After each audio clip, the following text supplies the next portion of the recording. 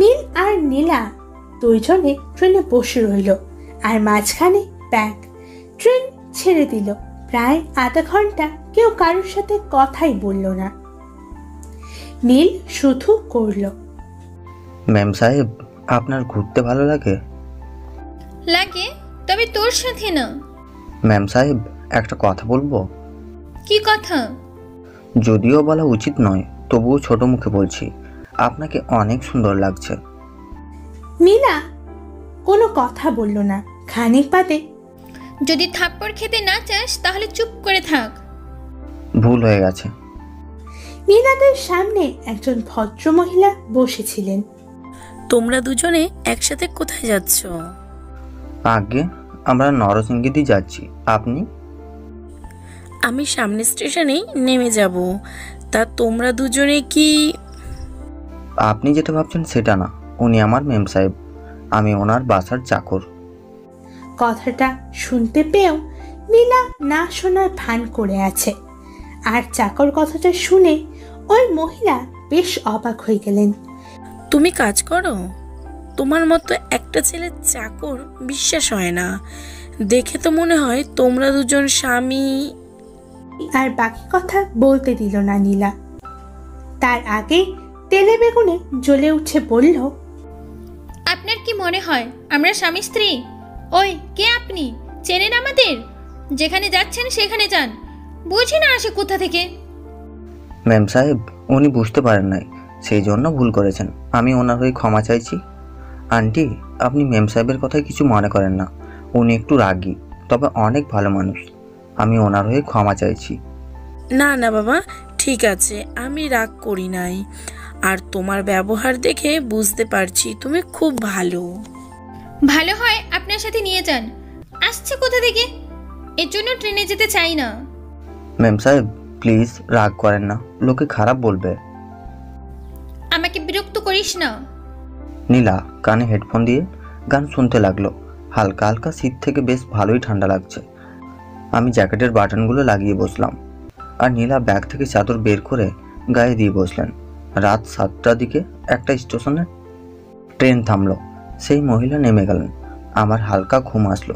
হেলান দিয়ে শুয়ে আছি, তখন খেয়াল করলাম কেউ আমার গায়ে হাত দিয়ে ডাকছে।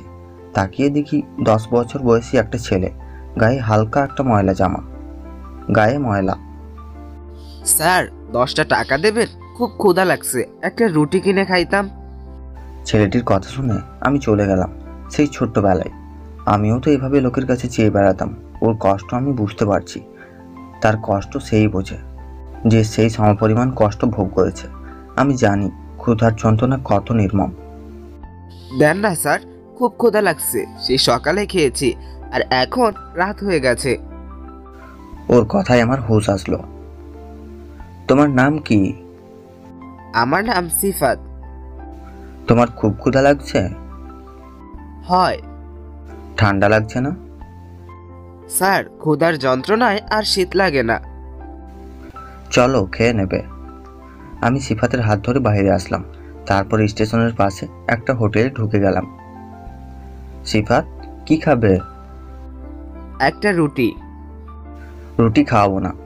তোমার কি খেতে মন চাইছে? গোস্ত? অনেক দিন গোস্ত খাই না, ভুলে গেছি গোস্তের স্বাদ কেমন। একটু ওয়েট করো। আমি ওয়েটারকে ডেকে মাংসের অর্ডার দিলাম। তারপর মাংস দিয়ে গেলে খেতে লাগলো। সিফাত, তুমি একা? না স্যার, আমার নাকি মা বাবা দুজনেই আছেন। বাবা মদ গাঁজা খায় আর ঘন ঘন বিয়ে করেন। বাবা মা দুজনেই আলাদা, আর মাও অন্য জায়গায়। মন খারাপ করো না, সব ঠিক হয়ে যাবে, খেয়ে নাও। এই হলো আমাদের দেশ, যেখানে তার তৃপ্তি লাভের জন্য বিয়ে করে আর সেই কষ্ট সহ্য করতে হয় এসব সিফাতের মতো ছেলে মেয়েদের। আসলে তারা বাবা মায়ের নামে কলঙ্ক। সন্তান জন্ম দিয়েছে অথচ মানুষ করতে পারে না। পেট চালাতে এইসব ছেলে মেয়েগুলো বিভিন্ন অসামাজিক কাজে জড়িয়ে পড়ে আর দেশের ক্ষতি করে। এই জন্য দায়ী হলো সিফাতের বাবা মার মতো মানুষগুলো। যাই হোক, সিফাত খাওয়া শেষ করলো। সিফাত, এখন তো খেলে, তারপর কালকে কি করবে? জানি না, আল্লাহ চালিয়ে দিবেন। আপনাকে অনেক ধন্যবাদ, আমি আসি তাহলে। তোমার শীত লাগছে? একটু একটু, তবে দোকান বন্ধ করলে বস্তা গায়ে দিয়ে শুয়ে পড়লে আর ঠান্ডা লাগবে না। বলেই চলে যেতে লাগলো। তখন আমি ওরে দাঁড় করিয়ে আমার জ্যাকেট খুলে ওর গায়ে দিয়ে দিলাম। যদিও বড় হয়ে গেছে, তাতে কি শীত মানবে? অনেক অনেক ধন্যবাদ আপনাকে, আমি কোনো দিন ভুলবো না। সিফাত মনের আনন্দে চলে গেল। আমি চলে আসতে গেলাম, তখন দেখি নীলা পেছনে দাঁড়িয়ে আছে। ম্যাম সাহেব, আপনি বাইরে কেন আসলেন? নিজের জ্যাকেট ওরে দিয়ে দিলি, এখন যাবি কিভাবে? চিন্তা করতে হবে না, আমি যেতে পারবো। ওর কষ্ট দেখে তোর এত লাগে কেন? কারণ আমিও তো ওদের মতো কেউ।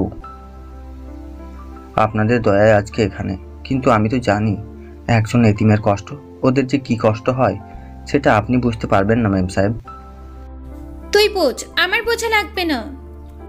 ম্যাম সাহেব, আপনাদের বাসায় যা খাবার নষ্ট হয়ে যায় তাতে করে 10টা শিশু খেতে পারতো, কিন্তু দেখেছেন আর ওদের খাবার চেয়ে বেড়াতে হচ্ছে। তোর কথা শুনবার টাইম নেই, সর, আমার ক্ষুধা লাগছে, আমি খেয়ে নি।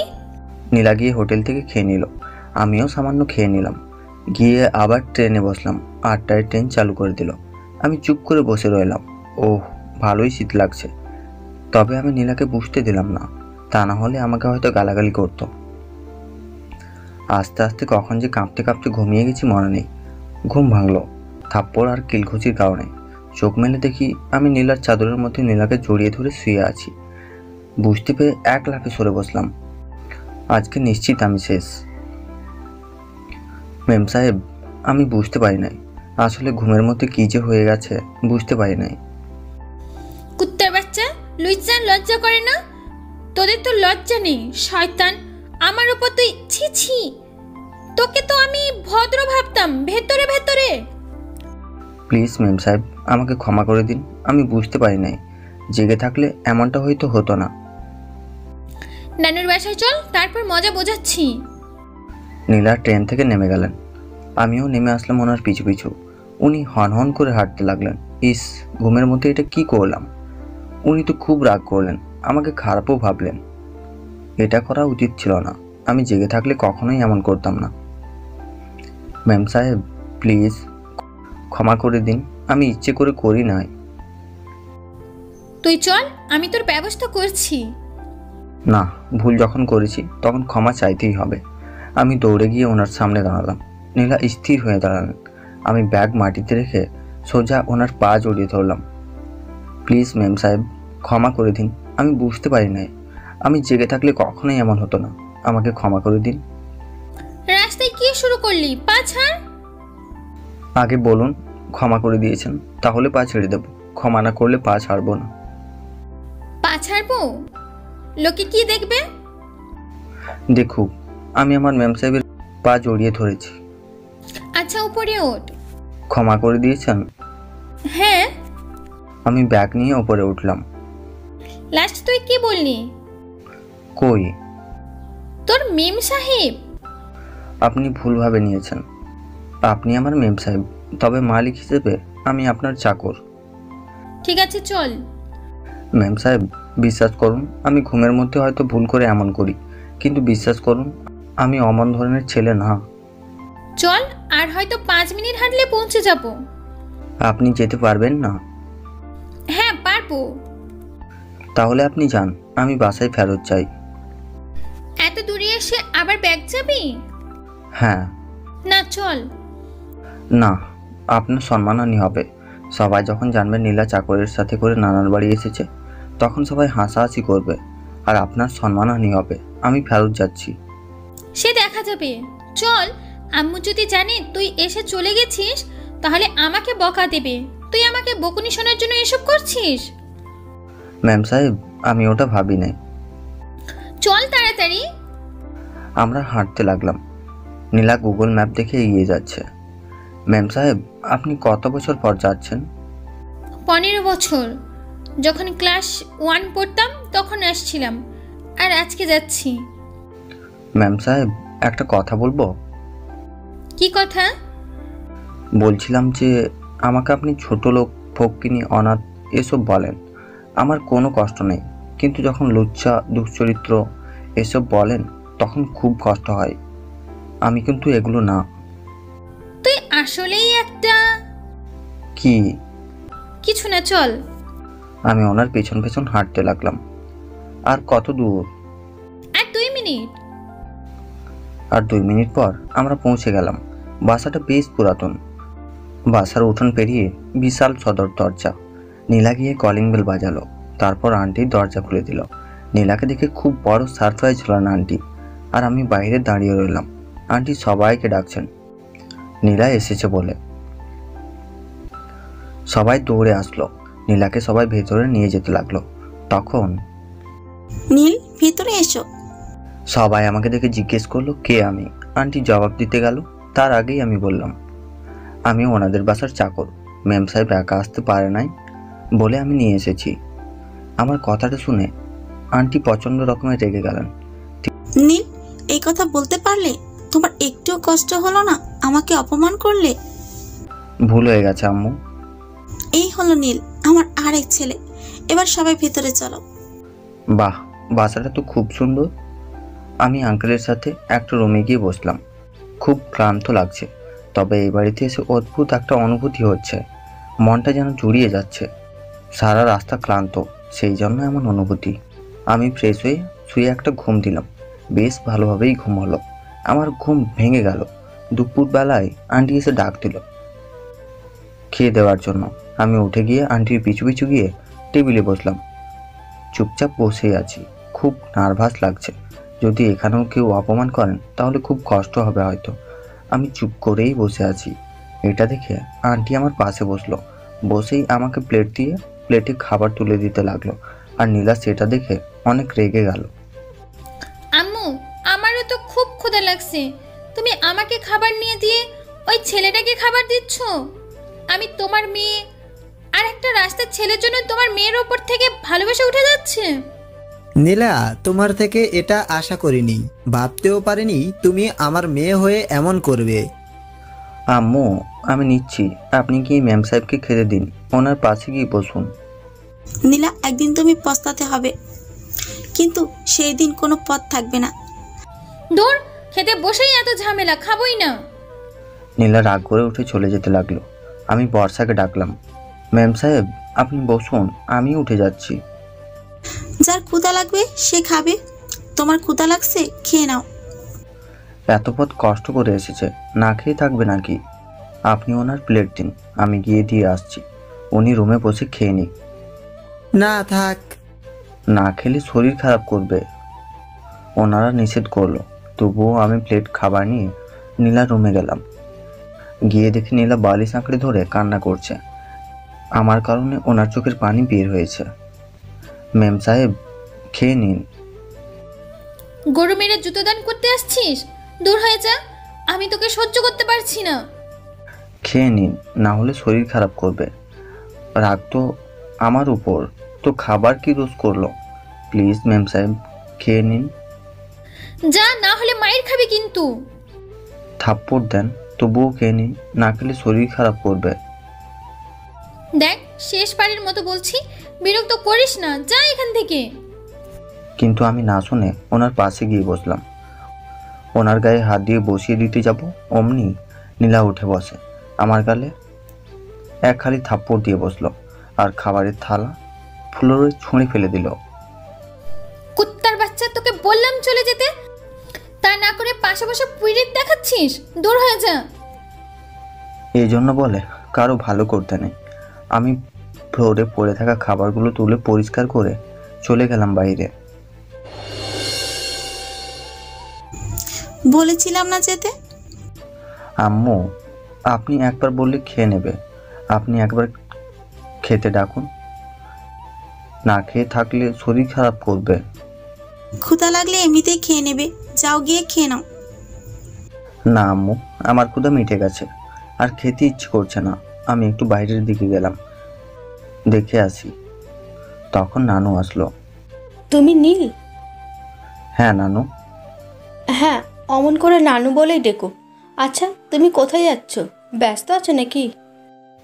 না নানু, আমি ব্যস্ত নেই। আচ্ছা, একটু স্টেশনে যাও, তোমার আরেক খালাম্মু আসছে চট্টগ্রাম থেকে, একটু নিয়ে এসো। আচ্ছা যাচ্ছি, কিন্তু আমি তো চিনতে পারবো না ওনাকে। সমস্যা নেই, আমি তোমার সাথে আর একজনকে দিচ্ছি। এই সারা, যাও তো, তোমার ফুফুমা চট্টগ্রাম থেকে আসছে, গিয়ে নিয়ে এসো। তখন দেখলাম রুম থেকে একজন বের হলো। এ তো নীলার মতোই সুন্দরী, তবে সামান্য খাটো, কিন্তু তাতে ওর সৌন্দর্য বাড়িয়ে দিয়েছে। জানি না এর ব্যবহার কেমন। কি হয়েছে বুড়ি? যাও তো নীলের সাথে, ওর নাম নীল, তোমার ছোট ফুপির ছেলে। যাও ভাইয়ার সাথে গিয়ে বড় ফুপিকে নিয়ে এসো। আচ্ছা ঠিক আছে ভাইয়া, চলুন। হ্যাঁ চলুন। তারপর গিয়ে গাড়িতে বসলাম। বাহ, উনি নিজেই ড্রাইভ করছেন। আমি চুপ করে বসে রইলাম, কোনো কথাই বলছি না। ভাইয়া নার্ভাস লাগছে নাকি? শীতেও ঘামছেন। না, আসলে একটু একটু তো লাগছেই। আপনি কি করেন? লেখাপড়া করি। আমিও আপনার কথা ছোট ফুপির কাছে অনেক শুনেছি। কিন্তু আমি পালি তো। এমন বলতে নেই, আপনি তো মানুষ, এটাই আপনার আসল পরিচয়। বাহ, বেশ দারুণ করে কথা বলেন তো। আমি আপনার থেকে বয়সে ছোট হব, সেই জন্য যদি তুমি করে বলেন তো আমি খুশি হতাম। চেষ্টা করব আমি। আর কতক্ষণ লাগবে? আর 5 মিনিট। ঠিক আছে। আমরা কিন্তু বন্ধু আজকের থেকে, ঠিক আছে তো? ঠিক আছে। ভাইয়া ভাবি কি করেন? তা তো জানি না, তবে সম্ভবত লেখাপড়া করবে। বুঝেছি, এখনো নকআউট। আমরা কথা বলতে বলতে পৌঁছে গেছি স্টেশনে। আর এই 8 ঘন্টা সারার সাথে কথা বলে যেটা বুঝতে পারলাম, সারা খুব মিশুক প্রকৃতির একটা মেয়ে। খুশি, তোমার ফুফামা কই? কই কই কই কই কই, ওই তো। তখন দেখি একজন চশমা পরে ভদ্রমহিলা একটা গাড়ি থেকে নামছে, আর সাথে একটা মেয়ে, তবে খুশির থেকে ছোট্ট। ওই মহিলাকে দেখেই কেমন একটা মনে হচ্ছে উনি আপন কেউ। ওনার দিকে তাকিয়ে থাকতেই ইচ্ছে করছে, আর একভাবে হাঁ করে ওনার দিকে তাকিয়ে আছি। বাইরের ধ্যান কিছুই নেই। সারা গিয়ে ওনাকে দৌড়ে জড়িয়ে ধরলেন, তারপর ওনাকে নিয়ে আমার দিকে আসলেন। ভাইয়া ভাইয়া চলো। সবার কথায় আমার হুঁশ আসলো। কে এই ছেলে? ছোট ফুপুর ছেলে। ও ও, তোমার নাম নীল? আপনি আমাকে চেনেন নাকি? হ্যাঁ, বলেছিল তোমার কথা, চলো। আমি ওনার ব্যাগ নিয়ে গাড়িতে তুললাম, তারপর ওনাদের সামনের সিটে বসিয়ে দিয়ে আমি পেছনে গিয়ে বসলাম। আমি অন্যদিকে তাকাতে পারছিলাম না, এবার ওনার দিকে তাকাচ্ছি। কেমন যেন একটা মায়া কাজ করছে। উনিও আমার দিকে বেশ কয়েকবার তাকিয়েছিলেন। তারপর আর না, এভাবে বাসায় পৌঁছে গেলাম। আমি সবার আগে নেমে ওনাকে গাড়ি থেকে নামতে সাহায্য করলাম। উনি আসছে দেখে সবাই বাইরে আসলেন।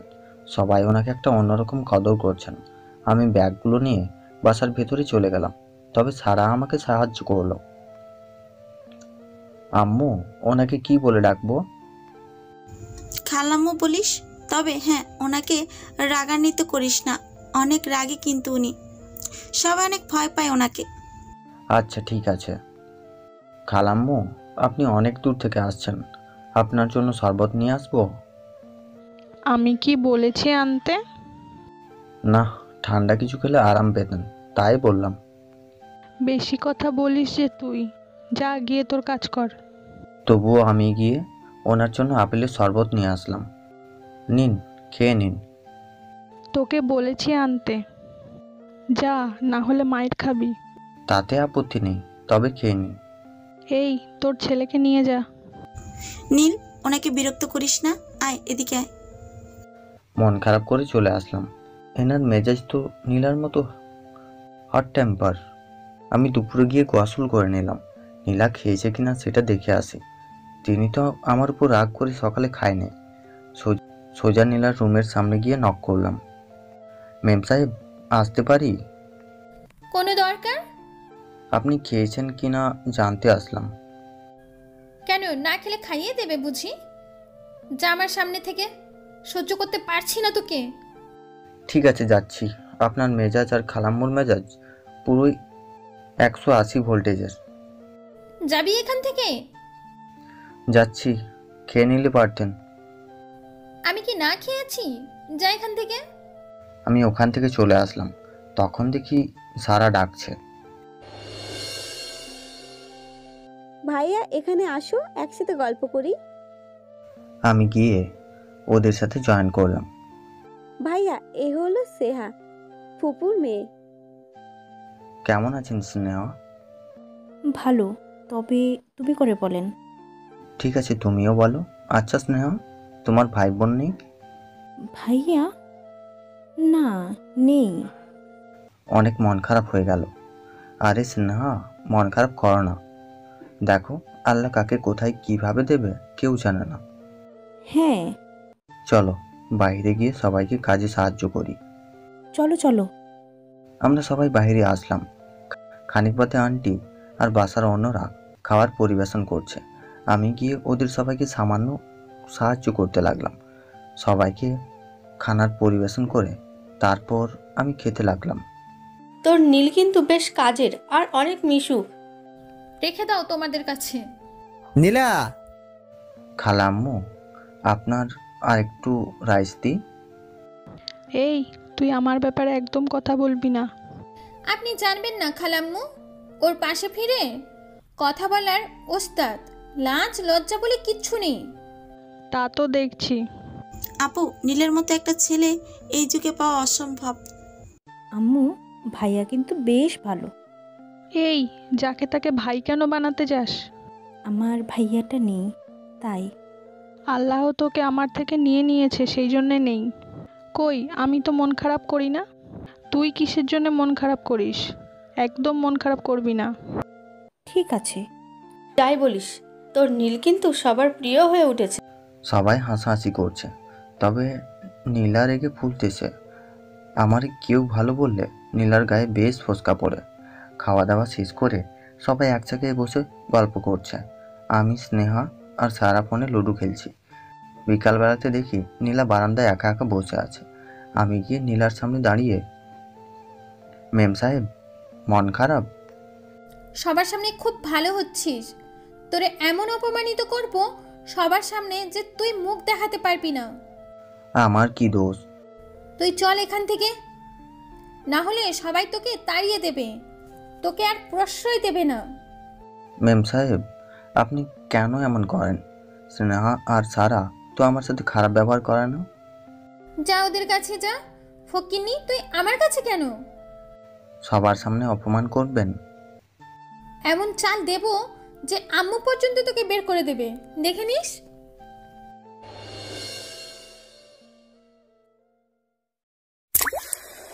দেখতে থাক তোর কি ব্যবস্থা আমি করি। মেম সাহেব, আমাকে এত অপমান কেন করেন? আপনার কি কখনো মনে হয় না যে এসব করা উচিত নয়? ফোন করলেও মনে হবে না যে কেন করলাম। মেম সাহেব, আপনার একটু ভালো ব্যবহার আশা করি। কখনোই কি তা হবে না? দূর হয়ে যাবি তুই। যাচ্ছি। এমন একটা প্যাঁচ দিব তখন বুঝবি সবার সামনে ফেমাস হিরো হচ্ছিস। একদম জিরো বানিয়ে দিব, যেটা তোর পাও না। নীলা আরো কিছু অপমান করে চলে গেল। কেউ আমার প্রশংসা করুক সেটা নীলা চায় না। নীলা চাই সবাই আমাকে অবহেলা করুক। আল্লাহ যদি আমার দিকে মুখ তুলে চায় তবে সেদিন নীলাকে বুঝবে কষ্ট কাকে বলে, কিন্তু হয়তো পারবো না। আমি বারান্দায় মন খারাপ করে বসে আছি। তখন স্নেহা আর সারা আসলো। ভাইয়া, আপনার মন খারাপ নাকি? কই না, আসো বসো। ভাইয়া, একটা কথা জিজ্ঞেস করব। কি কথা? নীলা আপু কি বাসায় সবসময় আপনার সাথে এমন ব্যবহার করেন? না, উনি খুব ভালো। রেগে গেলে মাঝে মধ্যে করেন, কিন্তু সাথে সাথে সরিও বলেন। আচ্ছা বাদ দাও তো, চলো লুডো খেলি। চলো। ওদের সাথে আড্ডা দিতে দিতে সন্ধ্যা হয়ে গেছে। তখন দেখি খালাম্মু চিৎকার করছে। আমরা ওনার চিৎকার শুনে দৌড়ে ওইখানে গেলাম। গিয়ে দেখি উনি। আমার রুমে কে এসেছিল? আমার এই ক্ষতি কে করলো? কি হয়েছে আপু? আমার স্বপ্নের হার খুঁজে পাচ্ছি না। 2 ভরি ওজনের হার কোথায় গেল? কি বলছেন?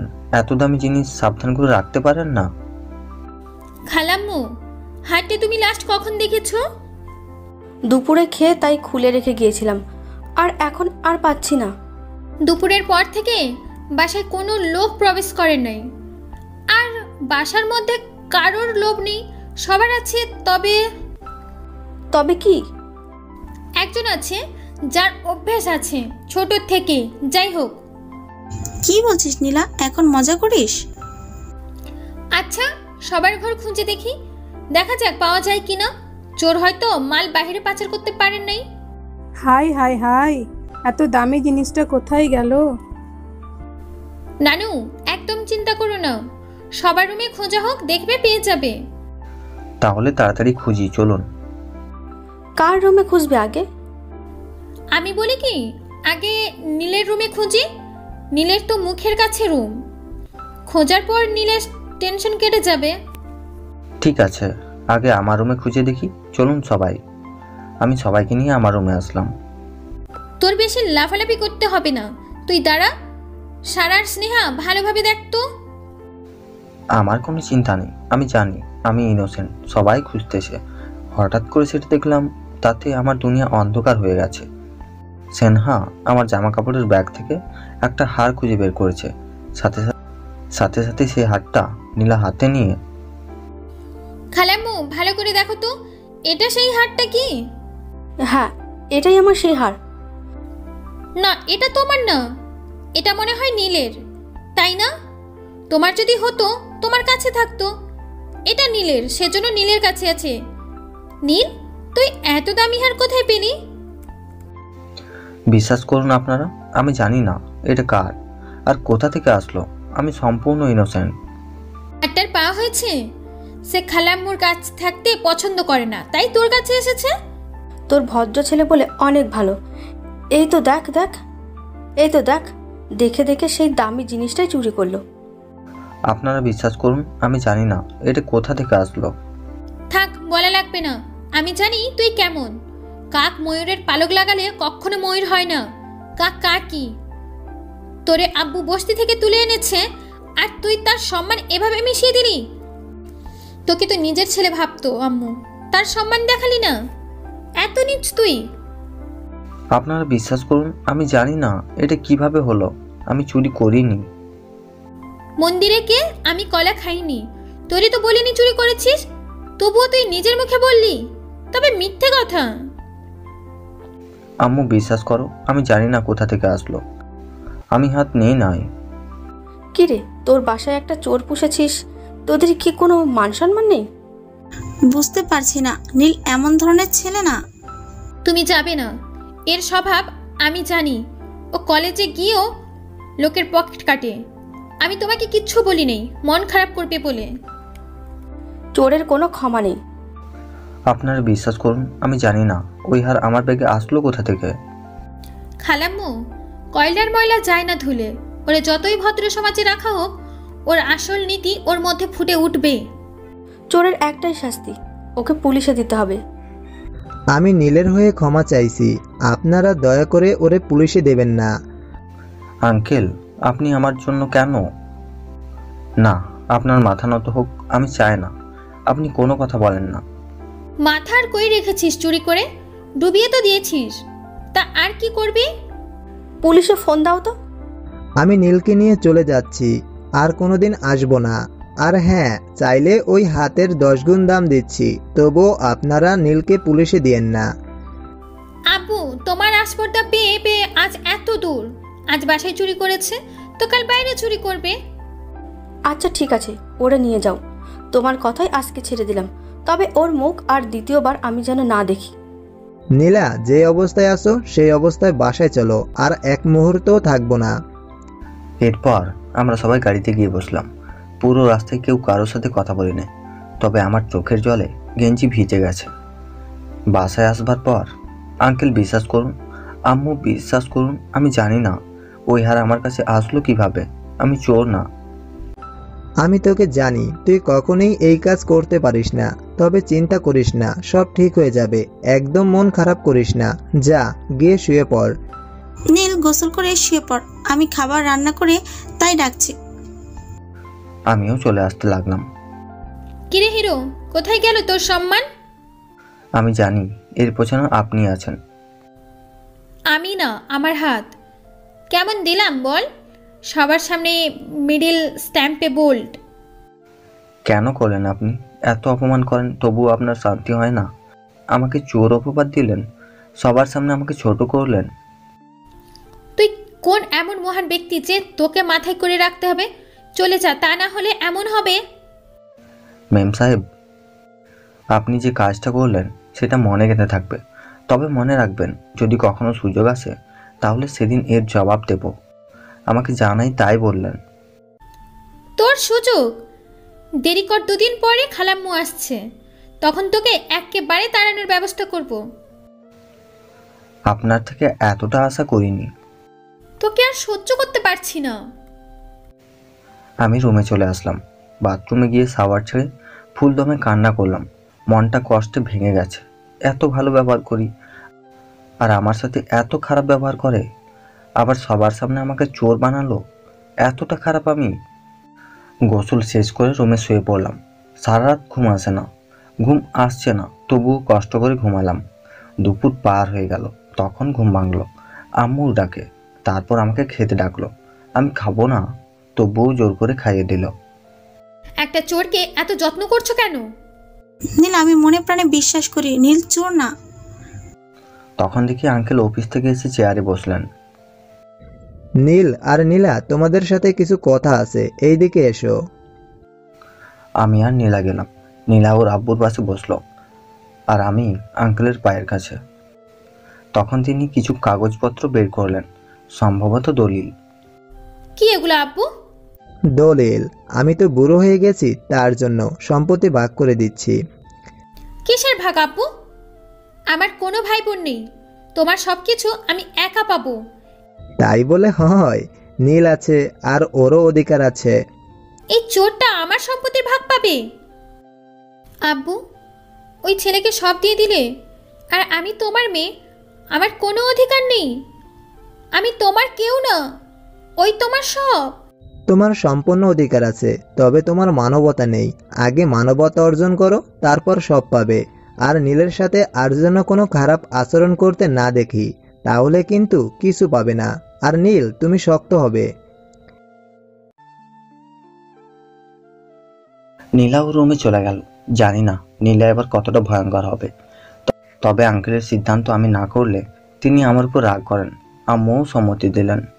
আমার মন এখন ভালো নেই। হঠাৎ করে দেখি ফোন বেজে উঠল। Unknown number. রিসিভ করলাম। ভাইয়া, কি করছো? এই তো বসে আছি। তুমি কি করছো সারা? আর কেন ফোন দিয়েছো? ভাইয়া, এভাবে কেন বললেন? আমি জানি তো আপনি এমন ছেলে না। কেউ আপনার বিরুদ্ধে এসব করেছে আপনাকে ফাঁসানোর জন্য। আন্টি কি করছে? বসে আছে বাইরে। আন্টির কাছে একটু ফোনটা দেবে? কথা বলতাম। ভাইয়া, উনি কথা বলবে না। আর কেন ওনার সাথে কথা বলবেন? দাও না, খুব ইচ্ছে করছে। আর একটু কথা বলি। একবার সরি বলবো, প্লিজ সারা দাও। লাইনে থাকুন, দিচ্ছি। খানিক বাদে। কে? খালাম্মু, আপনি বিশ্বাস করুন, আমি জানি না আপনার হার কেমন করে আমার ব্যাগে আসলো। তুই চুরি করে আবার ফোন দিয়েছিস? খালাম্মু, আমি এতিম হতে পারি কিন্তু চোর না। আপনার পায়ে পড়ি, আমাকে চোর বলেন না। চোরকে চোর বলবো না তো কি বলবো? তুই একটা চোর। আপনারা কিভাবে বোঝাই আমি চোর না? আমি চুরি করিনি। ফোন রাখ। চুরি করে আবার সাওগাড়ি করছো? আমি মন খারাপ করে বসে রইলাম। তখন নীলা আসলো। নীল। ওর মুখ থেকে আমার নাম শুনে আমি অবাক। আজ প্রথম আমার নাম ধরে ডাকছে, বুঝতে পারছি না। নীল, যা হয়ে গেছে সব ভুলে গিয়ে আমরা কি বন্ধু হতে পারি না? আমি তো ওনার কথায় আকাশ থেকে পড়লাম। আমি জানি আমি ভুল করেছি, প্লিজ ক্ষমা করে দে। সব ভুলে যাই, আমার ভুল বুঝতে পারছি। আমি তো নীলার কথায় হাঁ করে তাকিয়ে আছি।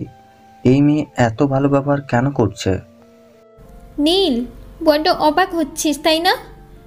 এখন ভাবছিস আমি সম্পত্তির জন্য তোর সাথে ভালো ব্যবহার করছি তাই না? কিন্তু বিশ্বাস কর, তা মোটেও নয়। আর তুই তো বিশ্বাস করবি না, কারণ আমি তোর বিশ্বাসের অযোগ্য হয়ে গেছি। এত খারাপ ব্যবহার করেছি যে ক্ষমা করে দিতে পারবি না, তাই না? না না, এ কি বলছেন ম্যাম সাহেব? আমি কোনোদিন আপনার উপর রাগ করি নাই। আমি জানি তো আপনি মুখে মুখে খারাপ ব্যবহার করেন, কিন্তু মন থেকে করেন না। সত্যি কিচ্ছু মনে করিস নাই? মোটেও না। তাহলে আজ থেকে আমরা বন্ধু? আমি স্বপ্ন দেখছি না তো, এটা কিভাবে সম্ভব? নীলা আমার সাথে এত ভালো ব্যবহার কেন করছে? কি হলো, বন্ধু হবি না? না, আসলে আমি তো এতিম আর ফকিনি। তুই তো এখনো আমার উপর রেগে আছিস। না না ম্যাম সাহেব, আমি রেগে নেই। তাহলে বন্ধু হচ্ছিস না কেন? না ম্যাম সাহেব, ভয় লাগে। গরিব এতিম এদের না দূরে থাকতে হয়, আর আমি তো আপনাদের ঘাড়ে চড়ে আছি। এসব কথাগুলো না বললেও পারতিস। দেখ, আমি আর কোনোদিন তোর সাথে খারাপ ব্যবহার করব না। নে প্লিজ, বন্ধু হয়ে যা। আর রাগ করে থাকতে পারলাম না, আমি নিজে হাত বাড়িয়ে দিলাম, বন্ধুত্বের হাত। আল্লাহ হয়তো ম্যাম সাহেবকে হেদায়েত দান করেছেন। ঠিক আছে, চল বাইরে গিয়ে বসি। একা একা তো রুমে সারাদিন থাকিস। নীলা আমার হাত ধরে একরকম টেনে বাইরে নিয়ে আসলো। নীলা আমার হাত ধরে রাখছে, এটা দেখে আন্টি আর আঙ্কেল দুজন হাঁ করে তাকিয়ে আছে, যেন ভূত দেখছে। কি দেখো হাঁ করে? মুখে মাছি যাবে তো। না, তুই আর নীল একসাথে, তাও তুই নীলের হাত ধরে রেখেছিস। আমি কি স্বপ্ন দেখেছি? না আম্মু, তুমি জেগেই আছো, আর এটাই বাস্তব। আমি আর নীল বন্ধু হয়ে গেছি। আজকের পর থেকে আমরা আর ঝগড়া করবই না, তুমি দেখে নিও। বলেছিলাম না নীলের ওপর নীলার রাগ একদিন ভাঙবেই। দেখলি তো নীলা, আজ তোর কত ভালো বন্ধু হয়ে গেল। নীলা, আর যেন ঝগড়া করো না, এবার থেকে মিলেমিশে থাকবে, দেখবে দুজনেই হ্যাপি ফিল করবে। তাই হবে আব্বু, আর একদম ঝগড়া করব না। আজ থেকে ভালো বন্ধু হয়ে থাকবো। নীল তুই থাক, আমি একটু বাইরে থেকে আসছি, এক্ষুনি আসবো, এসেই গল্প করবো দুজনে। আচ্ছা ঠিক আছে। নীলা কি দরকারে বাইরে গেল, আর আমি এসে আমার রুমে বসলাম। নীলার এমন পরিবর্তন বেশ অদ্ভুত ব্যাপার লাগছে। তবে পরিবর্তন তো হতেই পারে, মানুষ তো সবসময় একরকম থাকে না। আর আজকে খুব ভালো লাগছে নীলার পরিবর্তন দেখে। আল্লাহ আমার দিকে মুখ তুলে চাইছেন, আমার আর কষ্ট হবে না। আমি এবার নীলার ভালো ব্যবহার পাবো। খুশিতে মন আত্মহারা হয়ে ওঠে। রাত হয়ে গেছে। তখন নীলা বাসায় আসলো, এসে নীল নীল বলে ডাকাডাকি শুরু করে দিয়েছে। আমি নীলার ডাক শুনে বাইরে গেলাম। নীল, ওই দেখ তোর জন্য কি নিয়ে এসেছি। কই, কি এনেছেন? তোর জন্য শীতের লেদার এনেছি, তোর গায়ে খুব মানাবে। এটা তোর। এত দামি লেদার আমার জন্য? দামি কি আসে যায়, এটা তো আমার বন্ধুর জন্য, আর আমার তরফ থেকে প্রথম দেওয়া। ভালো না হলে চলবে? তোর পছন্দ হয়েছে? অনেক, খুব পছন্দ হয়েছে। অনেকদিন পরে তোকে হাসি খুশি দেখছি। তখন আম্মু আর আব্বু আসলো। নীলার দেওয়া গিফট দেখে তারা দুজন আমার থেকে বেশি খুশি হয়েছে। এই আম্মু, খেতে দাও, ক্ষুধা লেগেছে। আজ আমরা একসাথে সবাই মজা করে খাবো। দিচ্ছি, এখনই দিচ্ছি। তোরা সবাই বস চেয়ারে। নীলা গিয়ে চেয়ারে বসলো, কিন্তু আমি দাঁড়িয়ে আছি। সেটা দেখে নীলা, এই নীল, দাঁড়িয়ে আছিস কেন? আপনার সাথে বসে গেলে আপনার অসম্মান করা হবে না? কথাটা শোনার সাথে সাথে নীলা কেমন করুণ ভাবে তাকালো। বাবু, আমি কতবার ক্ষমা চাইলে এসব কথা বলবি না? ছি ছি, আপনি কেন ক্ষমা চাইবেন? এতিমের কাছে কি কেউ ক্ষমা চাই? কথাটা বলার সাথে সাথে নীলা আমার দিকে কেমন একটা করুণ ভাবে তাকালো। তারপর উঠে চলে গেল, সোজা ও রুমের দিকে চলে গেল। নীলা ওর ভুল বুঝতে পারছে। তোর কথায় নীলা অনেক কষ্ট পেয়েছে। আমার মেয়েটাকে আর কষ্ট দিস না, অতীতের সব ভুলে যা। আঙ্কেল, আমি মোটেও রাগ করতাম না, আর এখনো করি না। কিন্তু আঙ্কেল, যে অভ্যাস তৈরি হয়েছে তা তো হঠাৎ করে পরিবর্তন হয় না, আস্তে আস্তে ঠিক হয়ে যাবে। জানিস নীল, আমার খুব ইচ্ছে তোরা দুজন একসাথে মিলেমিশে থাকবি। কিন্তু নীলা তোর সাথে অনেক বাজে ব্যবহার করত, কিন্তু এখন তো আর বাজে ব্যবহার করছে না। তুই আর ও একসাথে থাক, আমাদের খুব ভালো লাগবে। আসলেই নীলা তো নিজের ভুল বুঝতে পারছে, তাতেই অনেক। আমি আর দেরি না করে নীলার রুমে গেলাম। গিয়ে দেখি নীলা খাটে চুপ করে বসে আছে, মন খারাপ করে। তাই যে মেয়েটা রেগে থাকতো তার মন খারাপ, নিশ্চয়ই তার অনেক মন খারাপ। ম্যাম সাহেব, খাবেন না? না, যা এখান থেকে। আমি তো তোকে কষ্ট দিই, তো কেন আসছিস এখানে? চলে যা, না হলে যদি আবার কষ্ট দিই। ম্যাম সাহেব, আমি কষ্ট সহ্য করতে পারি, কিন্তু আপনি পারেন না। চলুন, খেয়ে নিন। তুই বুঝবি না, মানুষ পরিবর্তন হলে তাকে তার অতীত নিয়ে কথা বলে সে কতটা কষ্ট পায়। ম্যাম সাহেব, আমি আর এমন কোনো কথা বলবো না যাতে করে আপনি কষ্ট পান। আর ওই কথাগুলো মুখ ফসকে বের হয়ে গেছে, আর কখনোই বলবো না। নীল, আমি সত্যি তোর সাথে বন্ধুত্ব করতে চাই। তো আমরা কি শত্রু? আমরা তো বন্ধুই। তাহলে আজ থেকে আর ঝগড়া করব না। বকবেন না? না। তাহলে আমি তো আপনার বকাঝকাগুলো মিস করবো অনেক। আমি অনেক বাজে কথা বলতাম, তাই না? সবার সামনে খুব অপমান করতাম। এবার তো আপনি ওসব কথা তুলছেন। সব কথা বাদ দিয়ে চলুন, খেয়ে নিন। আমার হেব্বি ক্ষুধা লাগছে। চল। আমরা দুজনে খেতে চলে আসলাম। সেটা আঙ্কেল দেখে রাগ ভাঙলো তাহলে অবশেষে। আম্মু, কথা না বলে খেতে দাও তাড়াতাড়ি, নীলের খুব ক্ষুধা লাগছে। নিজের খিদে লাগছে তা না বলে বলছে বিয়ায়ের প্লেটে ভাত দাও। আম্মু, আমার প্লেটে ভাত দাও। এতদিন পর আজকে আমাদের পরিবারটাকে পূর্ণ লাগছে। সবার মুখে কত হাসি। আমার জন্য অপূর্ণ ছিল। না না, পরিবার কখনো অপূর্ণ থাকে না, শুধু ধরন পাল্টে গেছে।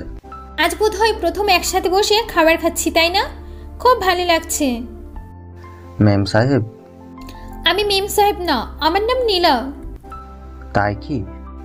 আমি আপনাকে আপনি করে বলবো, আর ম্যাম সাহেবই বলবো, আর আপনি তুই করে বলেন।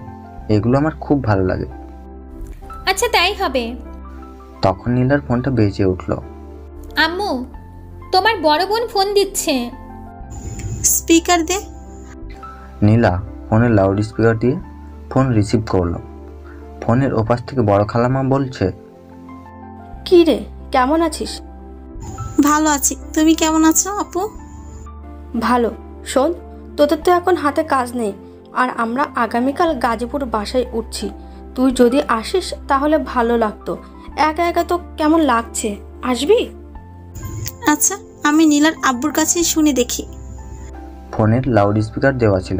নীলা শুনতে পেয়ে সাথে সাথে বলে উঠল, আম্মু, শোনাশোনির কিছুই নেই, তুমি যাবে। খালাম্মু ওখানে নতুন জায়গা আছে, ওনার সাথে থাকলে ওনার ভালো লাগবে।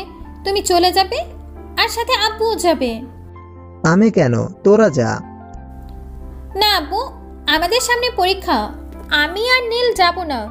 তোমরা যাও, গেলে খালাম্মা খুশি হবে। না, তোরাও চল। আমরা না হয় 2 দিন পর যাব, আগামীকাল তোমরা যাও। আচ্ছা চলো না, গিয়ে ঘুরে আসি।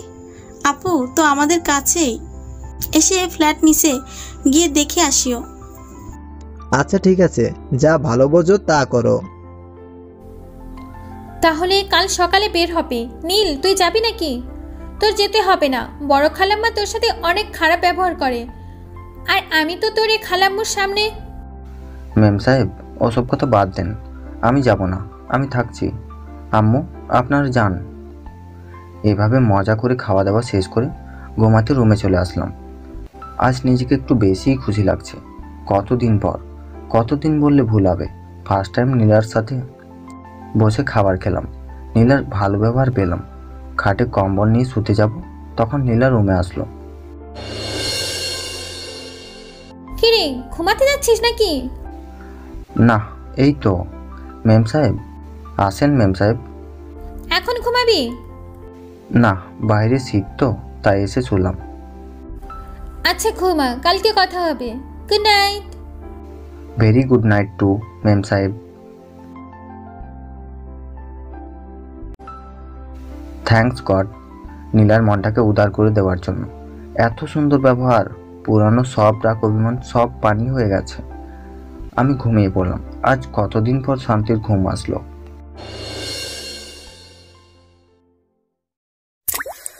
সকালে খুব শান্তিতে ঘুমিয়ে আছি কম্বল মুড়ি দিয়ে। তখন অনুভব করলাম কেউ আমার মুখে ঠান্ডা কিছু একটা দিয়েছে। ঘুম ভাঙতেই দেখি নীলা আমার মুখে ঠান্ডা হাত দিয়ে রাখছে। শীতের সকালে ঠান্ডা হাত গায়ে দিয়েছে। কেমন রাগ সেটা বলে বোঝানোর মতো না, প্রচণ্ড রকমের রাগ হচ্ছিল। তখন নীলার হাসি দেখে রাগগুলো জল হয়ে গেল। এত সকাল হয়ে গেছে তবুও উঠছিস না? আর দেরি করলে কিন্তু মোটর থেকে পাইপ লাইন নিয়ে এসে গায়ে পানি দিব। বেশ তো, উঠে ফ্রেশ হয়ে নে, আম্মুরা খালাম্মুর বাসায় যাবে। বললেই হয় ঠান্ডা হাত গায়ে দেওয়ার কি কোনো দরকার ছিল? এতদিন তোর শত্রু হয়ে তোকে জ্বালাতাম, আর এখন বন্ধু হয়ে খুব জ্বালাবো তোকে। তোকে রাগাতে আমার খুব ভালো লাগে। নে ওঠ, ফ্রেশ হয়ে নে, আমি বাইরে তোর জন্য অপেক্ষা করছি। নীলা খাট থেকে নেমে বাইরে চলে গেল, আর আমি আরামদায়ক কম্বল থেকে বের হয়ে ফ্রেশ হয়ে নিলাম। তারপর নীলার দেওয়া লেদার গায়ে দিয়ে বাইরে আসি। এসে দেখি আম্মুদের গোছানো প্রায় শেষ। আম্মু, তোমাদের গোছানো শেষ? আমরা আর কি গোছালাম, সব তো নীলা গুছিয়ে দিল, আমরা তো বসেই ছিলাম। মেম সাহেব, এর তো দেখছি খুব তাড়া। মোটেও না, খালাম্মু নতুন জায়গায় আসছে তাই আম্মুকে যেতে বলছি, না হলে আমি যেতে দিতাম না। নাও চলো তাড়াতাড়ি যাই। তোমরা ব্যাক করবে কবে? 2-1 দিন পর। তাই অনেক? কি অনেক? না, অনেক দিন, তাই বলছি। আচ্ছা চল, আমাদের সাথে গাড়ি পর্যন্ত চল। হ্যাঁ চলুন। আমি ব্যাগটা নিলাম, তারপর তাদের গাড়িতে বসিয়ে দিলাম। সাবধানে যাবেন আর খুব তাড়াতাড়ি চলে আসবেন। নীলা তোরা চলে আসিস কাল, তাহলে আমরা পরশু চলে আসতে পারবো, তোদের সাথে চলে আসবো। আচ্ছা সে হবে, তোমরা এখন যাও। মামা গাড়ি স্টার্ট দিন। গাড়ি চলতে শুরু করলো। নীল, তুই বাসায় যা, আমি একটু পরে আসছি, একটা ইমার্জেন্সি কাজ আছে। কখন আসবেন? 2 ঘন্টা পরে। ঠিক আছে যান, আমিও এক জায়গায় যাব, আমারও একটু দরকার আছে। আমি বাসা থেকে গুছিয়ে চলে গেলাম প্রয়োজন মেটাতে। বাসায় আসতে একটু লেট হলো। 3 ঘন্টা পর বাসায় আসলাম। তারপর কাগজটা ড্রয়ারে রাখলাম। তারপর বাইরে আসলাম। এসে দেখি নীলা বাইরে বসে আছে। নীলাকে কেমন জানি চিন্তিত দেখাচ্ছে। মেম সাহেব, কি চিন্তা করছেন? আমার কথাই যেন ওর জ্ঞান আসলো। না কিছু না, কোথায় গেছিলি? এত দেরি কেন লাগলো? জ্যামে আটকে গিয়েছিলাম। নীল তুই বস, আমি তোর জন্য জুস নিয়ে আসছি। শীতে কেউ কি জুস খায়? খেলে ভালো লাগবে, আরাম ফিল করবি। আচ্ছা ঠিক আছে, নিয়ে এসো। কি হলো নীলার? শীতের মধ্যে ঘামছে। নীলা কিচেন রুমে চলে গেল। নীলা তো ওখানে একা আছে, আমি যাই, গিয়ে দেখি কিভাবে জুস বানাই। আমি উঠে কিচেনের দিকে এগোতে লাগলাম। নীলা তখন কারোর সাথে ফোনে কথা বলছে। কি বলছে জানার জন্য জানালার ধারে দাঁড়ালাম। কথাগুলো ঠিক এমন। ওই, এটা খেলে মরবে তো? মরবে, তবে কাজটা কি ঠিক করছিস? ঠিক না তো কি? আমার সম্পত্তি সব আব্বুই ফকিনি এতিমকে দিয়ে দিবে, তাই আমি কি বসে বসে দেখব? আব্বু বলে কি নীল যদি সম্পত্তি আমাকে দেয় তবে নাকি আমি পাবো, তা না হলে না। কিন্তু আব্বু তো জানে না তার মেয়ে কত জেদি, না থাকবে বাঁশ না বাজবে বাঁশি। নীলকে মেরে ফেললে আমার ঘাড়ে দোষ যেন না চাপে, সেজন্য ওই 2 দিন ফকিনিটার সাথে কি ভালো ব্যবহারটা নেই করলাম, যাতে করে আব্বু বুঝতে না পারে আমি মেরেছি বলতে সরিয়ে দিয়েছি পথের কাঁটাকে। আমার জীবনটা অতিষ্ঠ করে দিচ্ছে এই ফকিন্নি। সেই ছোট থেকে ওরে সরানোর অনেক চেষ্টা করেছি, ছলে বলে কাজ হয় নাই, এখন কৌশলে করছি। তবুও পৃথিবী থেকে সরাবি? এতিমদের বাঁচার কোনো অধিকার নেই, ওরা এক একজন আমাদের মতো মেয়েদের জীবন অতিষ্ঠ করে দিচ্ছে। যা ভালো বুঝিস তাই কর, তবে সাবধান কথাটা লিক হয় না যেন, তাহলে কিন্তু আমাদের ফাঁসিতে ঝুলতে হবে। না রে, কাক পক্ষীতেও জানবে না, মরলেই গুম করে দিব। আমি তখন নিজেকে বিশ্বাস করতে পারছি না। পৃথিবীটা অন্ধকার করে আসছে, মাথা ঘুরছে। শুধুমাত্র সম্পত্তির জন্য আমার সাথে এত বড় অভিনয়, আর আমি এত বড় বোঝা। আজ এতিম বলে আমি এত খারাপ, আমি ফকিনি তাই বলে এত অবহেলা, এত বড় ছলনা। তবে তাই হবে, নীরা যেটা চেয়েছে। আমি তো অনাথ, আমার জন্য কেন একটা মেয়ে এত ঝামেলা সহ্য করবে? আমার তো আসলেই বেঁচে থাকার কোনো অধিকার নেই। আমি তাড়াতাড়ি জানালার ধার থেকে রুমে চলে আসলাম। এত বড় ছলনা করলো আমার সাথে, এত নিখুঁত অভিনয়। আমি এতটাই অপ্রয়োজনীয় বস্তু? ঠিক আছে, যার প্রয়োজন নেই সে চলে যাবে। আমি তো আসলেই একটা বোঝা। আমি ডয়ার থেকে কাগজ, যেটাই আমি সব কিছু নীলার নামে দিয়ে দিয়েছি, সেটা লুকিয়ে পকেটে রাখলাম। চোখের পানিটা মুছে আয়নাতে দেখলাম, না ঠিক আছে, বোঝা যাচ্ছে না। আমি রুম থেকে সোজা নীলার কাছে চলে আসলাম মরার জন্য। কই গেছিলে নীল? রুমে। নে জুসটা খা নে। কই দেন ম্যাম সাহেব। নীলা গ্লাসটা এগিয়ে দিল। আমি দেরি না করে জুস নামক বিষটা একেবারে খেয়ে নিলাম। নীলা হয়তো অপেক্ষা করছে কখন মরবো। আমি এবার দলিলটা বের করে নীলার হাতে দিলাম। কি এটা? দলিল। কিসের দলিল? কেন জানেন না ম্যাম সাহেব? এটা আপনার সম্পত্তির দলিল, যার জন্য আমাকে মেরে ফেলেছেন। কি বলছিস তুই?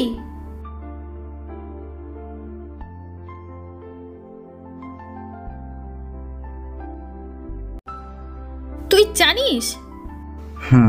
ম্যাম সাহেব, মরার আগে কয়েকটি কথা বলি শোনেন। আমি আপনার শত্রু ছিলাম না। আমি ছোট থেকে এতিম তো, তাই একটু ভালোবাসা খুঁজেছি, আর খুঁজতে খুঁজতে আপনার বোঝা হয়ে গেছি। আমার না সম্পত্তির উপর লোভ নেই, লোভ ভালোবাসার উপর।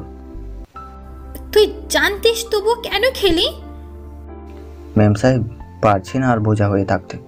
বিষাক্ত হয়ে গেছি, আর হয়তো কিছু সময় থাকছি, তারপর নীল নামে কেউ থাকবে না, আর আপনার বোঝা হয়ে থাকবে না। আব্বু আম্মুর খেয়াল রাখেন। আর হ্যাঁ, একটু মনে রাখেন, নীল নামে কেউ ছিল যে খুব বিরক্ত করতো আপনাকে। আর হ্যাঁ, আপনার কাছে অনেক খুশি হয়েছি, একটুও রাগ করিনি। ধন্যবাদ মুক্তি দেওয়ার জন্য। তুই জেনেও কেন করলি? কেন খেলি? আর কথা বলতে পারছি না, গলার শ্বাসনালী বন্ধ হয়ে আসছে, চোখে সবকিছু অন্ধকার দেখি, মুখ দিয়ে ফেনা পড়ছে। ঝাপসার ওপর দিয়ে দেখলাম নীলা যেন কান্না করছে। না, হয়তো ভুল দেখছি, দম নিতে পারছি না। তখন খুব কষ্ট হচ্ছিল। তারপর আর কিচ্ছু মনে নেই, হয়তো শেষ হয়ে গেছে নীল নামের কেউ, আর বিরক্ত করবে না নীলাকে। আমার যখন জ্ঞান আসলো তখন দেখি একটা রুমে, হসপিটালে। আমার পাশে আম্মু, আঙ্কেল, সারা, স্নেহা বসে আছে। সবার চোখে পানি, কথা বলতে পারছি না, গায়ে কোনো শক্তি নেই, যেন সদ্য জন্মানো একটা বাচ্চা। কথাও বলতে পারছি না। আমাকে হসপিটালে কে নিয়ে আসলো? সবাই কেন কান্না করছে? আর আমাকে কেন বাঁচালো? নীল, কেমন লাগছে তোর এখন? কথাও বলতে পারছি না, ইশারা করে বোঝালাম ভালো। আমাকে কেন বাঁচালো? আর নীলা কই?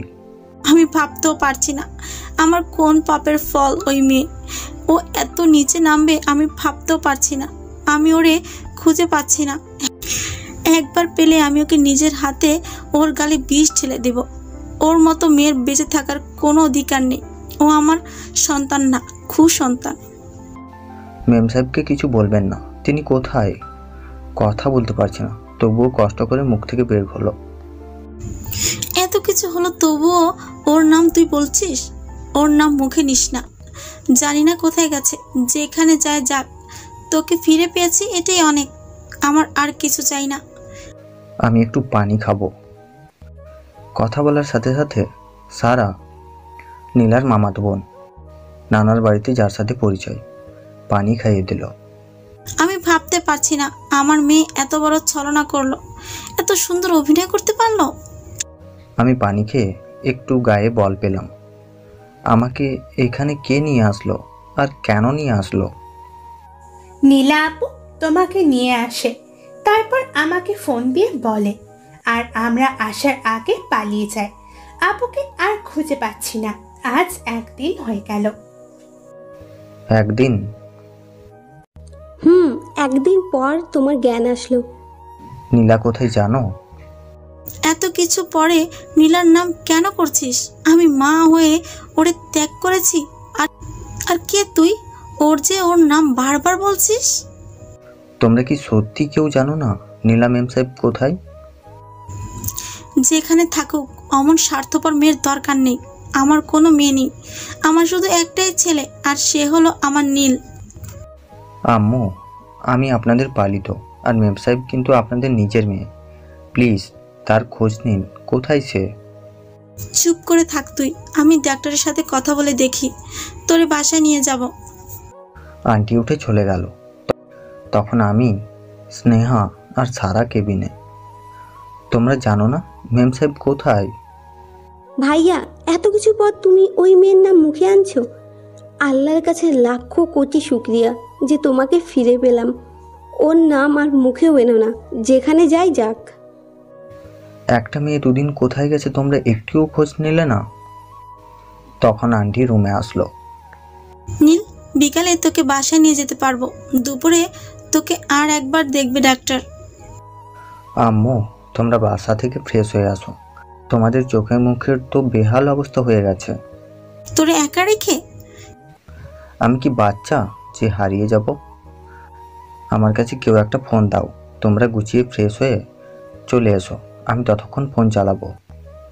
ভাইয়া নাও আমার ফোন। আচ্ছা, সাবধানে যেও। ওরা চলে গেল। ওখানে ওরা আছে এটা আমার কাছে কেন লাগছে? একটা এতিমের জন্য ওরা কেন কষ্ট করবে? তবে নীলা এতটা পাষাণ? নীলার মনে কি একটুও মায়া নেই আমার জন্য? এতগুলো বছর একসাথে, তবুও আমাকে মারতে ওর বিবেকে বাঁধলো না। এই দুনিয়া থেকে জীবনের থেকেও অর্থের মূল্য অনেক বেশি। মানুষের জীবনের কি কোনো মূল্য নেই? তবে আমি নীল কাজে কোনো মাইন্ড করি নাই, বিন্দু মাত্রও না। তবে বড় নীলার জন্য চিন্তা হচ্ছে, মেয়েটা কোথায় গেল? নীলার কথা চিন্তা করতে করতে অনেকক্ষণ পার হয়ে গেল। আমি তখন খেয়াল করলাম কে যেন দরজার পাশে আমার দিকে উঁকি দিয়ে তাকিয়ে আছে। পর্দা দেওয়া, তার উপর তার মুখ ঢাকা, আমার দিকে একভাবে তাকিয়ে আছে। আমি শোয়া থেকে উঠে কেবিনে হেলান দিয়ে বসলাম। তখন তারে ভালোভাবে দেখতে পেলাম, তবে খালি তার চোখ দুটি দেখেই চিনতে পারলাম। মেম সাহেব, আপনি এতদিন কোথায় ছিলেন? প্লিজ আমার সামনে আসুন। আমার কথা বলার সাথে সাথে নীলা সেখান থেকে দৌড়ে চলে গেল। আমি যে দৌড়ে যাব, কিন্তু স্যালাইন চলছে, সেজন্য যেতে পারলাম না। তবে আমি ডাকার সাথে সাথে নীলা ছুটে পালালো। আমি বেশ কয়েকবার ডাকলাম, কিন্তু চলে গেল। তার মধ্যে আম্মুরা চলে আসলো। আসার সাথে সাথেই, আম্মু, নীলা এসেছিল কি? কি ওই ডানি এসেছিল তোকে মারার জন্য? দরজার কাছে দাঁড়িয়েছিল, ডাকার সাথে সাথে দৌড়ে পালিয়ে গেছে। আম্মু, জানি না ওই মেয়েটা আবার কি করতে করতে এসেছিল। তোরে এক্ষুনি বাসায় নিয়ে যাব, আর মোটেও তোর একা রাখবো না। শকুনের নজর লেগেছে তোর উপরে। আম্মু সাথে সাথেই চলে গেল মামার কাছে। খানিক পরে আমার হাত থেকে স্যালাইন খুলে দিল। তারপর সব ঝামেলা শেষ করে আমাকে বাসায় নিয়ে আসলো। আমাকে নিয়ে ধরে সোজা আমার রুমে চলে গেল। তারপর খাটে শুয়ে দিল। আগের থেকে একটু সুস্থ। আমি চুপচাপ বসে আছি। আমার পাশে স্নেহা আর সারা বসে আছে। তোমরা দুজন আমার একটা হেল্প করবে? নীলা কোথাও আছে আমাকে বলবে? ওর খোঁজটা এনে দেবে? না, আন্টি জানলে খুব বকা দিবে। নীলা আপুর সাথে আর কোনো সম্পর্ক নেই। মেয়েটা কোথায় আছে? খাইছে কি না? ও আশেপাশে আছে? তুই এখনো ওর নাম করছিস? আমি মা হয়ে ওরে ভুলে যেতে পারছি, আর তুই কেন পারছিস না? আপনি কিন্তু ভুল করছেন। একটা এতিম ছেলের জন্য নিজের মেয়েকে দূরে সরিয়ে দিচ্ছেন। আমরা কি তোর কেউ না? আমরা কি তোর আপন হয়ে উঠতে পারিনি? কেন বারবার নিজেকে এতিম এতিম বলছিস? না না আম্মু, তোমরাই আমার আপন। তোমরা ছাড়া আমার আর কে আছে? কিন্তু মেম সাহেবও আমার অনেক আপন, তারে যে মিস করছি। ওই মেয়ে তো তোকে কিছু ভাবে না। তাতে কি? আমি তো তাকে একজন আমার ভালো বন্ধু ভাবি, অনেক কাছের বন্ধু। ওর কথা বাদ দে, তুই বিশ্রাম নে, আমি তোর জন্য খাবার বানাচ্ছি।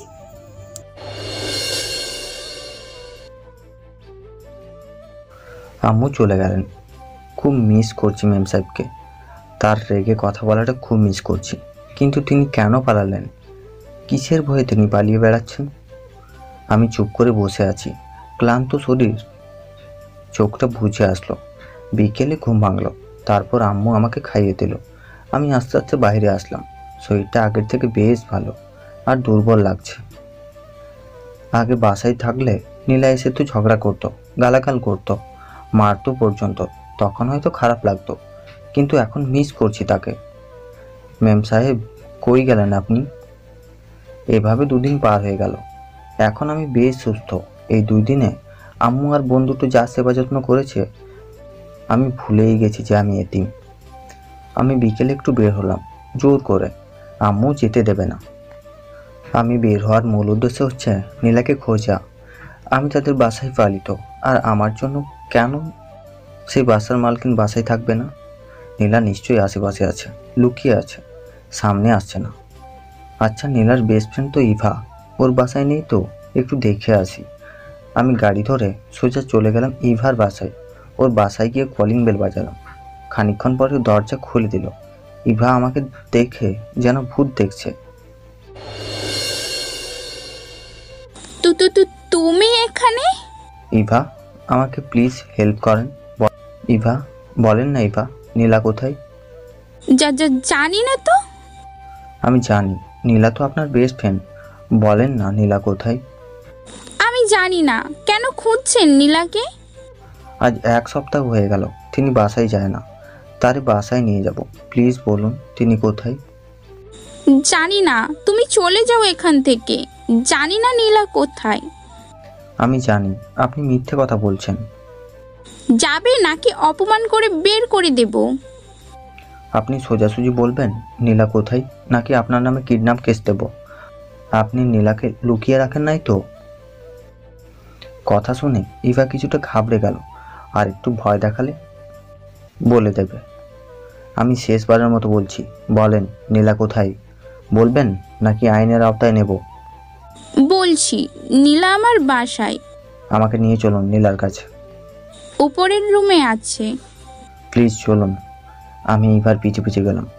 উপরে একটা রুমে নিয়ে গেল। দরজা ভেতর থেকে বন্ধ। নীলা, দরজা খোল। দরজাটা খুলে দিল। নীলাকে দেখে আমি শক খেলাম। চিনতেই পারছি না নীলাকে। এটা কোন নীলা? শেষবার যে নীলাকে দেখেছি সেই নীলা কোথায়? কত রোগা, মলিন হয়ে গেছে। নীলার নিচের কান্নার পানির স্বর পড়ে গেছে। মুখটা কতটুকু হয়ে গেছে, চেহারার লাবণ্যও কমে গেছে। মেম সাহেব, আপনি লুকিয়ে আছেন কেন? কিন্তু নীলা কোনো কথা বলে না, ফ্লোরে বসে পড়ল। মাথা মাটিতে নুয়ে দিয়ে গলা ছেড়ে দিয়ে কান্না করছে, অনেক জোরে জোরে কান্না করছে। ম্যাম সাহেব, কান্না করছেন কেন? আমি বেঁচে আছি সেটা থেকে কি কান্না করছেন? আপনি যদি বলেন তাহলে আমি একদম মরে যাব, তবুও কান্না করেন না। বাসায় চলুন। আমার বাসা নেই। একটা খুনির কোনো বাসা থাকে না। চলে যা তুই। আমি তোকে দেখে সহ্য করতে পারছি না। আমি তোর সামনে দাঁড়াতে পারছি না। ম্যাম সাহেব, আপনি এখন কান্না করলে কি করে হবে? আপনি যেটা চাইছিলেন সেটাই তো আমি করেছি। আমার থেকে চলে যা। আমি আপনাকে নিতে এসেছি, আর নিয়েই যাব। আমি যাব না।